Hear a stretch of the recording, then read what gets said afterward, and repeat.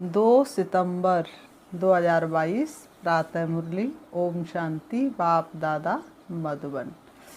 बाबा ने आज सुनाया, मीठे बच्चे, तुम्हें बाप का फरमान है, तुम एक बाप से ही सुनो। अविनाशी ज्ञान रतन सुनने से तुम्हारे कान भी मीठे हो जाएंगे। मीठे बच्चे, तुम्हें बाप का फरमान है, तुम एक बाप से ही सुनो।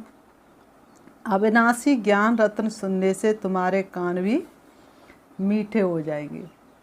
प्रश्न है, ड्रामा के ज्ञान से तुम बच्चों को अभी कौन सी रोशनी मिली है? उत्तर, तुम्हें रोशनी मिली कि इस बेहद ड्रामा में हर एक को अपना अपना पार्ट मिला हुआ है। एक का पार्ट दूसरे से मिल नहीं सकता। बुद्धि में है सब दिन होत ना एक समान। 5000 वर्षों के ड्रामा में 2 दिन भी एक जैसे नहीं हो सकते। सब दिन जात ना एक समान। तो बाबा ने कहा 5000 वर्ष के ड्रामा में 2 दिन भी एक जैसे नहीं होते हैं। यह ड्रामा अनादि बना हुआ है जो हूबहू रिपीट होता है। ड्रामा की सदा स्मृति रहे तो चढ़ती कला होती रहेगी। गीत है, महफिल में जल उठी समा परवानों के लिए, और प्रीत करी है दुनिया से मर जाने के लिए। ओम शांति। बेहद के सच्चे बाप की है बेहद की महफिल। भाप आते ही तब है जब बड़ी महफिल होती है। परम नाम से सारी आत्माएं उतर करके सृष्टि रंगमंच पर आ जाती है। तो बड़ी महफिल हुई ना, सब आत्माएं आ जाती हैं, तब बाप आते हैं। बल थोड़ी सी आत्माएं ऊपर होंगी भी, वह भी आ जाएंगी। बल थोड़ी सी आत्मा ऊपर बची होंगी, वह भी आ जाएंगी। अब ये तो समझाया गया है बाबा कौन है। पहले पहले हमेशा बाबा की महिमा सुनानी है। बाबा कहते, दुनिया में लोग सोचते हैं कि दुनिया में बहुत सारे बाबा हैं, तो ब्रह्मा कुमारी में भी एक बाबा होंगे। पर बाबा ने कहा नहीं, पहले पहले बाबा का यथार्थ परिचय देना है। शिव बाबा को हम बाबा क्यों कहते हैं? वो परमात्मा शिव ज्योति बिंदु है जो सभी आत्माओं का पिता है। इसलिए घर में कोई बुजुर्ग होता तो उसका नाम नहीं लिया जाता है। तो परमात्मा सभी आत्माओं का पिता, इसलिए हम उन्हें प्यार से बाबा कहते हैं। तो वह सच्चा बेहद का बाप है, बेहद का सच्चा शिक्षक है, बेहद का सच्चा सतगुरु है। ये एक की ही महिमा है, ये पक्का याद कर लेना है। नाम भी हमेशा से बाबा का लो। बाबा ने कहा नाम भी हमेशा से बाबा का लो। ज्ञान सुनाते समय हमेशा नाम से बाबा का लो। जब गिनती करते तो बिंदी को भी शिव कहते हैं। तो बेहद का बाप शिव है, वह है बेहद का शिक्षक। हमको सृष्टि के आदि मध्य अंत तीनों कालों की समझानी देते हैं। हिस्ट्री और ज्योग्राफी होती है ना। सतयुग में कौन राज्य करते थे, कितने इलाके पर करते थे, ये बात शिक्षक बन करके शिव बाबा ने हमें सुनाई। तुम कहेंगे कि सतयुग में देवी देवताएं सारे विश्व पर राज्य करते थे।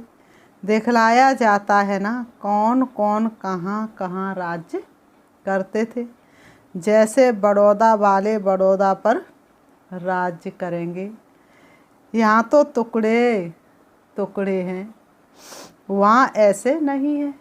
बाबा ने कहा यहाँ तो टुकड़े टुकड़े हैं, वहाँ ऐसे नहीं है।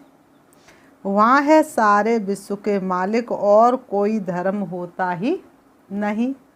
बाकी राजाएं क्यों नहीं होते, हर एक को अपना वर्षा मिलेगा।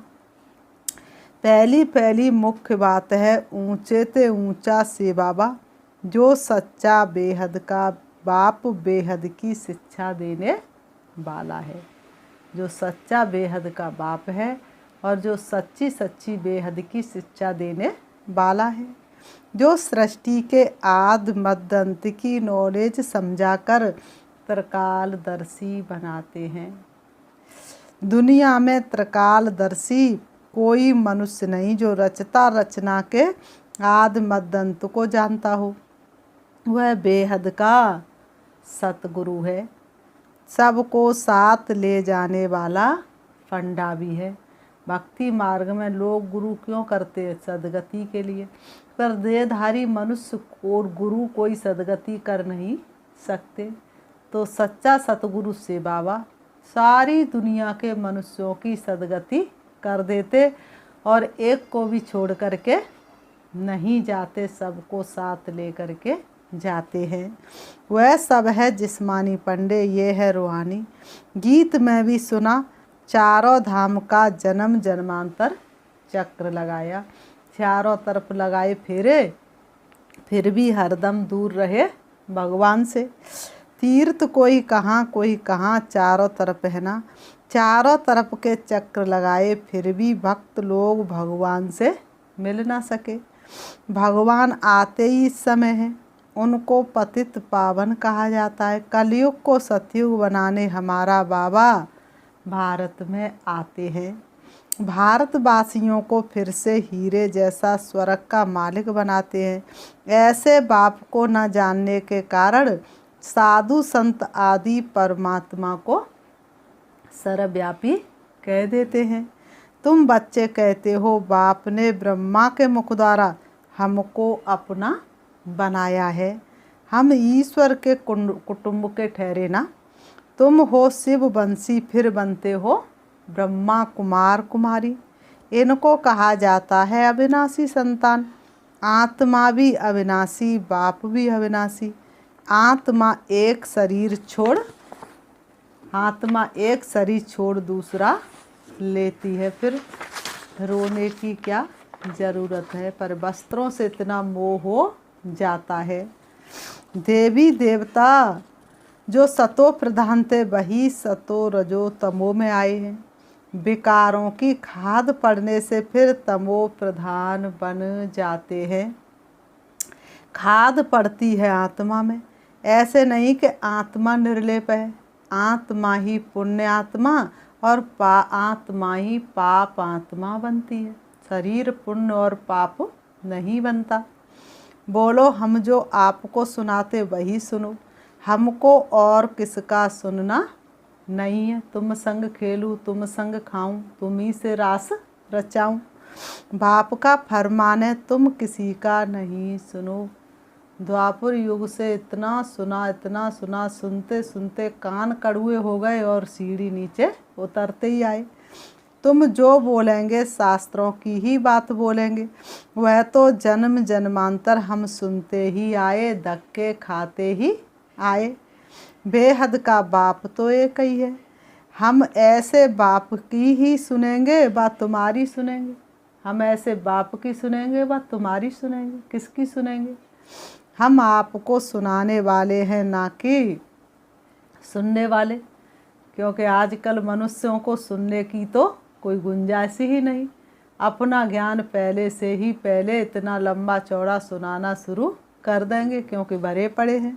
समझाना है प्रजापिता ब्रह्मा के इतने बच्चे ब्रह्मा कुमार कुमारियां हैं, तो जरूर भाई बहन ठहरे। दादे का वर्षा मिलता है ब्रह्मा द्वारा। दादे का वर्षा बाप बिगर कैसे मिलेगा? बहुत कहते हम तो सीधा दादे से ही लेंगे, परंतु मिलेगा कैसे? ब्रह्मा कुमार कुमारी जब तक ना बने, तब तक दादे से वर्षा कैसे मिलेगा? पोत्र और पोत्रियां दोनों को हक मिलना है। बाप बिगर फिर दादा कहाँ से आएगा? पहले है बाप का परिचय। वह गीता का भगवान, बेहद का सच्चा बाप, बेहद की शिक्षा देने वाला है। बाप बूढ़ी माताओं के लिए बहुत सहज करके समझाते हैं। यह है संगम, जबकि बाप बैठ पतितों को पावन बनाते हैं। इनको कुंभी पाक नरक कहा जाता है। ये सारी दुनिया क्या हो गई है? विषय बैतड़ी नदी, जिसमें आराम से मौज से लोग गोता खा रहे हैं। बाकी कोई पानी की नदी ऐसी नहीं है। इनको विषय सागर भी कहते, इसलिए कहते नाव हमारी डूब रही है। हे भगवान उस किनारे लगा देना। परम पिता परमात्मा है ज्ञान का सागर और रावण है विषय का सागर। उनसे विकारों की नदियाँ बहती हैं, अथाह नदियाँ बहती हैं। विकारों के वशीभूत होकर के लोग कितना उल्टा काम कर देते हैं। इस समय जो आसुरी संप्रदाय है वह विषय सागर में गोता खा रहे हैं। दुख ही दुख है। इन बातों को भी कोटों में कोई ही समझेंगे। कई तो बहुत अच्छे बन कर के भी फिर आश्चर्यवत भागंती हो जाते हैं। कहते भी हम स्वर्ग के मालिक बन रहे हैं, फिर भागंती हो जाते हैं।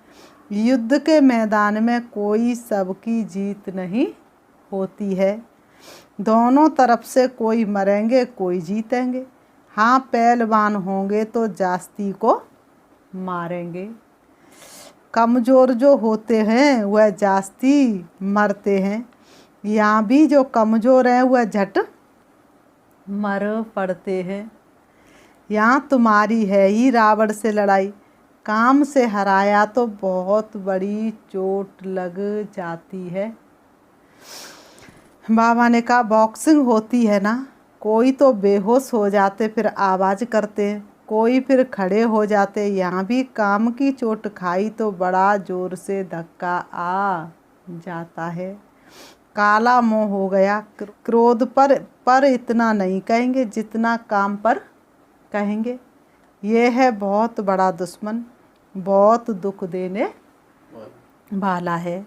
काम कटारी से ही बहुत दुखी हुए हैं, काम विकार से ही पतित बनते हैं। नानक ने भी कहा है मूत पलीती कपड़ धोए, बाप ही आकर कपड़े धोते हैं। अभी तुम्हारी भी ये पुराना शरीर है, हर एक को अपना अपना पार्ट मिला हुआ है, एक ना मिले दूसरे से। ड्रामा है ना, सब दिन होत ना एक समान। 5000 वर्ष का ड्रामा है, इसमें कितने दिन होंगे? 2 दिन भी एक जैसे नहीं हो सकते।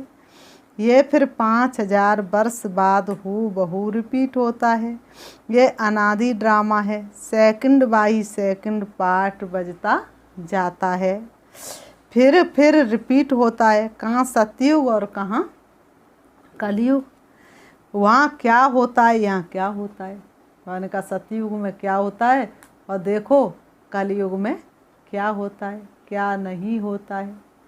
ये तुम बच्चों को अब रोशनी मिली है, अभी तुम्हारी चढ़ती कला शुरू होती है। बाप कहते हैं दे दान तो छूटे ग्रेड। विकारों का सीधी सी बात है, जब तक विकारों का दान नहीं देंगे तब तक तुम्हारे सिर से पापों का बोझा हटेगा नहीं। बाप तुम्हारे विकारों का दान लेते हैं, फिर उनके बदले में देखो तुम देते क्या हो। तुम कौड़ियाँ देते हो, बाप को तुम कौड़ियाँ वो भी छिपा लेते हो। बाप तुम्हें ज्ञान रत्न देते हैं। बाप को कहा भी जाता है रत्नागर सौदागर। रत्नों की थालियाँ भर सागर लुटा रहे हो, तो रत्नों की थालियाँ भर भर के लुटा रहे हैं। बाप का भी पार्ट है। आत्मा कितनी छोटी है, उसमें कितनी ताकत है। बाबा ने कहा कितना ज्ञान है।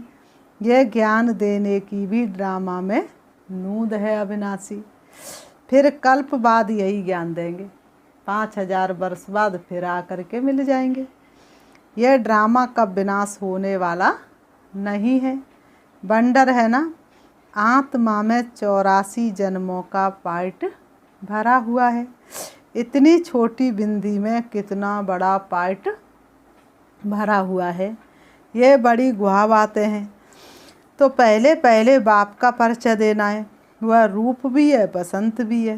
निराकार आत्मा जरूर मुख से ज्ञान सुनाएगी, कानों से आत्मा सुनेगी, नहीं तो ज्ञान सागर कैसे ज्ञान सुनाए। जरूर ब्रह्मा मुख से सुनाना पड़े। विष्णु व शंकर तो ज्ञान दे ना सके। ज्ञान का सागर कहा ही जाता एक निराकार को। उनसे तुम ज्ञान गंगाएं बनती हो। सागर तो एक है ना, बाप ही ड्रामा के आद मध्य अंत की नॉलेज देते और कोई दे ना सके। सतयुग में सूरवंशी राजा थे, 8 बादशाही चली, फिर वही सूरवंशी चंद्रवंशी बने। ये ज्ञान तुम ब्राह्मणों में ही है। तुम हो मुखवंशावली ब्राह्मण और वो सब हैं कुकवंशावली ब्राह्मण। कोख से जन्म ले लेते लेकिन कर्म तो उनके इतने श्रेष्ठ होते नहीं। बाप सबका एक है, चाहे कुकवंशावली है चाहे मुखवंशावली, बाप सबका एक है। वह ब्राह्मण है कुकवंशावली, तुम हो मुखवंशावली। वह जिस्मानी यात्रा कर फिर घर लौट जाते हैं, हमारी एक ही यात्रा है। एक ही बार ये अमर लोक की यात्रा करते हैं, फिर लौट कर स्मृति लोक में आना नहीं है। फिर सीधा परम धाम से सतयुग में आना है। अमर लोक स्वर्ग को कहा जाता है, वहाँ कोई यात्रा होती नहीं, स्वयं देवताओं का राज्य है, जहाँ साक्षात लक्ष्मी नारायण बैठे हों, तो फिर किसकी पूजा करने की ज़रूरत नहीं, किसको ढूंढने की ज़रूरत नहीं, वहाँ भक्ति ही नहीं। ये है ब्रह्मा की रात जिसमें भक्ति के धक्के हैं, चारों तरफ फेरे लगाए परंतु हरदम दूर रहे भगवान से। स्वर्ग का मालिक बनाने वाला बाप नहीं मिला। तुम पुकारते हो हे पतित पावन आओ, आकर पावन बनाओ, फिर तुम गंगा स्नान करने क्यों जाते हो। बाबा ने कहा एक तरफ कहेंगे यही है भागवत, यही है गीता, जपो राम सीता जपो राम सीता, और फिर जैसे ही मावस पूर्णमासी आई तो गंगा स्नान करने चल देंगे। एक बात पर भी मनुष्य टिकते नहीं, क्योंकि आत्मा की इतनी शक्ति छीड़ हो गई है कि उसे खुद पर भी विश्वास नहीं। वह तुम्हें पावन कैसे बनाएंगी। अगर गंगा से पावन हो सकते तो पतित पावन को फिर क्यों बुलाते हो। कितने लाखों आदमी जाते गंगा स्नान करने। पतित पावन सर्व का सदगति दाता है एक, बाकी ये भक्ति के धक्के। तो युक्ति से प्रश्न पूछना चाहिए तो समझेंगे, ये तो बड़े कायदे से पूछते हैं। जबकि एक पतित पावन को बुलाते तो फिर अनेकों के पास धक्के क्यों खाते हैं। बाप कहते मैं आता ही हूँ तुमको पावन बनाकर स्वर्ग का मालिक बनाने। तो अंदर में बहुत खुशी होनी चाहिए। बाबा हमको पावन बनाकर स्वर्ग का वर्षा दे रहे हैं। लक्ष्मी नारायण बरोबर स्वर्ग के मालिक थे, उनको बाबा से वर्षा मिला था। तुम ये भी पूछ सकते हो कि ये जो लक्ष्मी नारायण स्वर्ग के मालिक थे तो ज़रूर उनकी प्रजा भी होगी। सतयुग आदि में तो था ही उनका राज्य, अभी तो संगम पर बैठे हो। यहाँ तो प्रजा पर राज्य है। आज वो राजा और वो गद्दी से उतरा, कल प्रजा दूसरी वो राजा। विनाश भी सामने खड़ा है। कल्प कल्प के संगम युगे बाप आते हैं, बाप ही आकर सहज राजयोग सिखलाते हैं। तुम जीवन मुक्ति पाते हो, बाकी सब मुक्ति में जाएंगे। भारत सुखधाम था ना, अब तो दुखधाम है। देवी देवता धर्म तो है नहीं, फिर स्थापना होनी है। तुम बच्चे राजयोग की शिक्षा ले राज्य भाग्य ले रहे हो, कांटे से फूल बन रहे हो।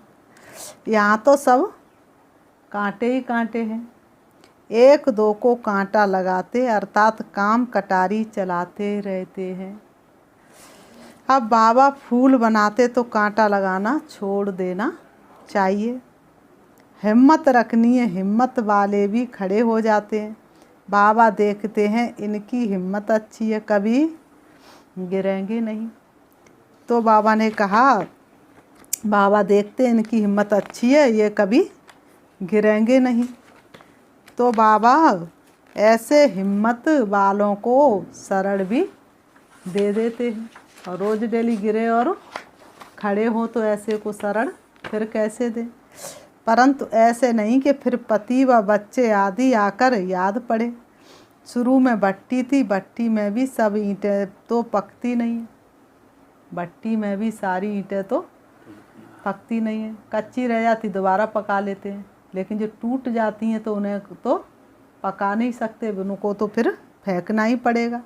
यहाँ भी ऐसे ही नंबरवार पुरुषार्थ अनुसार पककर तैयार होते हैं। बाप कहते हैं ये ज्ञान यज्ञ में अनेक प्रकार के विघ्न पड़ते ही रहेंगे। कल्प पहले महापिक कोई कोई ना फरमानदार बच्चे भी हैं जो बाबा का कहना भी नहीं मानेंगे।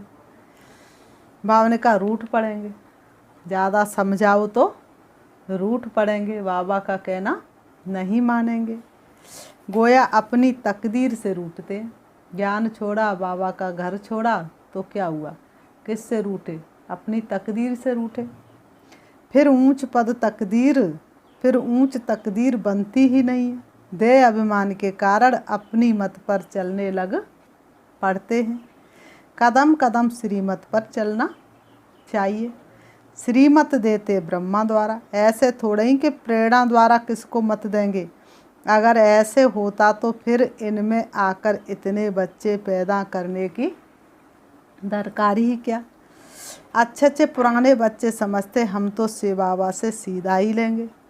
देह अभिमान बहुत है, कोई कोई रूठ जाएंगे, फिर उनके पास जाओ तो पूछो क्यों सेंटर पर क्यों नहीं है। बाबा तो याद है, दीदी बाबा है तो हम खूब याद करते हैं। बाबा ने कहा ऐसा तो होता ही नहीं। तो ये पक्का याद कर लो, हमारा सच्चा बेहद का बाबा बेहद का वर्षा देने वाला है। बेहद का वर्षा माना नर से नारायण बनाने वाला। वहाँ हेल्थ वेल्थ दोनों हैं तो खुशी रहती है। यहाँ किसको हेल्थ है तो वेल्थ नहीं है, किसको वेल्थ है तो हेल्थ नहीं है। बच्चा पैदा ना हो तो दूसरे का लेना पड़े, वहाँ ये सब बातें होती नहीं। यहाँ तो किसी पे 8 किसी पे 1 भी नहीं। सतयुग में तो सब पर एक समान। वहाँ तो एक बच्चा जरूर होगा, ये है ही दुखधाम। रावण से दुख का श्राप मिलता है, बाप आकर वर्षा देते हैं। यहाँ तुम बच्चों का मुख रोज मीठा किया जाता है। सेंटर्स पर तो गुरुवार के दिन मुख मीठा कराते होंगे, यहाँ तो कान भी मीठे किए जाते तो मुख भी मीठा किया जाता है। आत्मा कानों से अविनाशी ज्ञान सुनती है, नयनों से देखती है, मुख से खाती है तो उनका स्वाद आता है ना। आत्म अभिमानी बनना पड़ता है ना। फिर बाबा ने कहा अच्छा मीठे मीठे सिकीलते बच्चों प्रति मात पिता बाप दादा का याद प्यार और गुड मॉर्निंग। रूहानी बाप की रूहानी बच्चों को नमस्ते। हम रूहानी बच्चों की रूहानी बाप दादा को याद प्यार और नमस्ते नमस्ते नमस्ते। धारणा के लिए मुख्य सार नंबर 1, फूल बनकर सबको सुख देना है, किसी को कांटा नहीं लगाना है, कभी भी बाप की अवज्ञा नहीं करनी है, रूठना नहीं है, नाम न लेना, रूठे का रूठे को मनाने आए हैं। नंबर 2, कदम कदम बाप की श्रीमत पर चलना है, अपनी मत नहीं चलानी है। देह अभिमान में आकर ना फरमानदार नहीं बनना है। वरदान, रूहानी सोशल वर्कर बन, हलचल के समय परिस्थितियों को पार करने की हिम्मत देने वाले सच्चे सेवाधारी भव। रूहानी सोशल वर्कर बन, हलचल के समय परिस्थितियों को पार करने की हिम्मत देने वाले सच्चे सेवाधारी भव। स्पष्टीकरण है, अभी समय प्रति समय विश्व में हलचल बढ़नी है, कम नहीं होनी है। अशांति व हिंसा के समाचार सुनते हुए आप रूहानी सोशल सच्चे सेवाधारी बच्चों को विशेष अलर्ट बनकर अपने पावरफुल वाइब्रेशन द्वारा सब में शांति की सहन शक्ति की हिम्मत भरनी है। लाइट हाउस बन सर्व को शांति की लाइट देनी है। यह फर्ज अदाई अब तीव्र गति से पालन करो, जिससे आत्माओं को रूहानी राहत मिले। जलते हुए दुख की अग्नि में शीतल जल भरने का अनुभव करें। स्लोगन, सर्व का मान प्राप्त करना है तो निर्माण चित्त बनो। सर्व का मान प्राप्त करना है तो निर्माण चित्त बनो अच्छा। ओम शांति। ये है आज के बाबा के महावाक्य। अब हम ओम शांति 5 मिनट बाबा को याद करेंगे, हटाएंगे अपने मन को सारे दिन की व्यर्थ बातों से, देखेंगे अपने आप को चमकती हुई ज्योति के रूप में। मैं आत्मा चमकते हुए सितारे की तरह हूँ।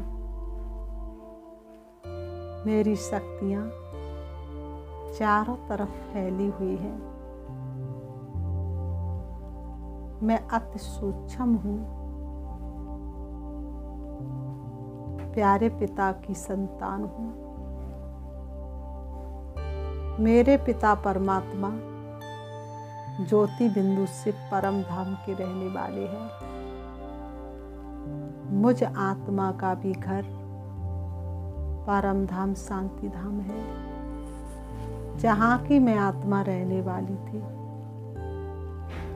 परम धाम से मैं आत्मा सृष्टि रंगमंच पर पाठ बजाने आई थी। मैंने अनेक नाम रूप वाले वस्त्र धारण कर भिन्न भिन्न देशों में पाठ बजाया। अब मेरा पाठ पूरा हुआ। मुझे अपने घर वापस जाना है। मैं आत्मा देह रूपी वस्त्रों से अलग होकर चली जा रही हूँ। चारों तरफ शक्तियों को बिखेरती हूँ। मैं आत्मा चली जा रही हूँ। मेरी लाइट की किरणें चारों तरफ फैल रही हैं। मैं आत्मा सृष्टि रूपी आंगन से दूर, सूरज चांद सितारों से पार, सूक्ष्म वतन से भी दूर। अब मैं आत्मा प्रवेश करती हूँ हल्के सुनहरे लाल रंग के आसमान में, जहाँ सभी आत्माएं मणियों के रूप में चमक रही हैं। मुझ आत्मा का प्रकाश इन सभी आत्माओं से ज़्यादा है।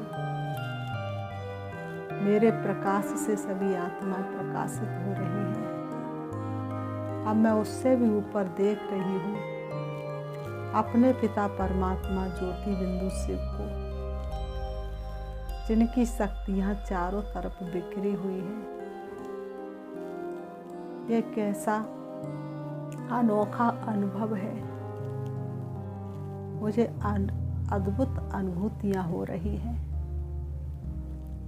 शांति के सागर श्री बाबा शांति की किरणें चारों तरफ फैला रही हैं। मैं आत्मा शांति के सागर श्री बाबा के सन्मुख हूँ। शांति की लहरों में लहरा रही हूँ। मैं आत्मा शांत होती जा रही हूँ। मैं क्रोध मुक्त आत्मा हूँ। मेरा एक एक अंग शांत है, शीतल है। अब मैं आत्मा से बाबा से शक्ति लेकर वापस आ रही हूँ। परम धाम से नीचे, सूक्ष्म वतन से भी नीचे, तारागढ़ से भी नीचे, चंद्रमा से भी नीचे, सूरज से भी नीचे आ जाती हूँ सृष्टि रंगमंच पर। आकर के दोनों ग्रहों के बीच प्रकृति में विराजमान हो जाती हूँ। ओम शांति। ओम शांति।